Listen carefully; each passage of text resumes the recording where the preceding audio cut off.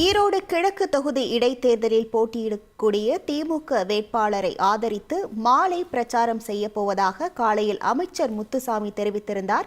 தற்போது அமைச்சர் முத்துசாமியின் பிரச்சாரம் ரத்து செய்யப்படுவதாக அறிவிப்பு வெளியாகியிருக்கிறது. இது குறித்தான முழு விவரங்களோடு இணைகிறார் நமது செய்தியாளர் சதாசிவம்.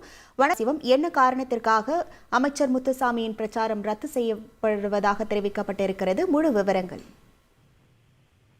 வணக்கம். தமிழகத்தில் நடைபெற உள்ள ஈரோடு கிழக்கு தொகுதி இடைத்தேர்தலானது அடுத்த மாதம் பிப்ரவரி 5ஆம் தேதி நடைபெற உள்ளது. இதற்கு தேர்தல் களத்தில் முதல் ஆளாக தமிழகத்தில் திமுக நேற்றைய தினம் வேட்பாளர் சந்திரகுமாரை அறிவித்த நிலையில் அதற்கு அடுத்தடுத்த கட்டமாக தேர்தல் நகர்வுகள் எப்படி இருக்க போகிறது என்று வாக்காளர்கள் மத்தியில் பெருத்த எதிர்பார்ப்பு நிலை வந்தது.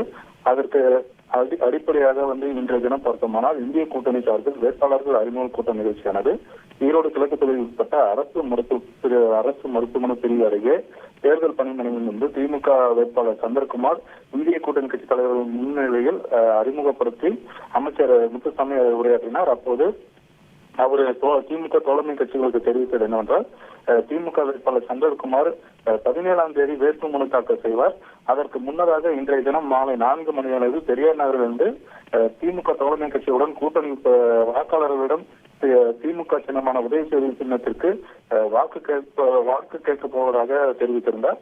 இந்நிலையில் இந்த பிரச்சார திட்டமானது அடுத்தடுத்த திமுக நிர்வாகிகளை சந்தித்து கூட்டணி கட்சி நிர்வாகிகளை சந்தித்து அமைச்சர் முத்துசாமி பேசி வருவதால் இந்நிலையில் இன்று மாலை 4 மணிக்கு பிரச்சாரம் செய்ய திட்டமிடப்பட்டிருந்த நிலையில் தற்போது பிரச்சாரம் செய்ய அனுமதி முறையாக கிடைக்காததால் அது ரத்து செய்யப்படுவதாக திமுக வட்டாரங்கள் தெரிவிக்கப்படுகிறது. இதனால் தேர்தல் ஆணையத்திடம் அனுமதி பெற்ற பிறகு பிரச்சாரத்தை தொடங்க போவதாக திமுக தரப்பில் தற்போது தகவல் வெளியாகியுள்ளது.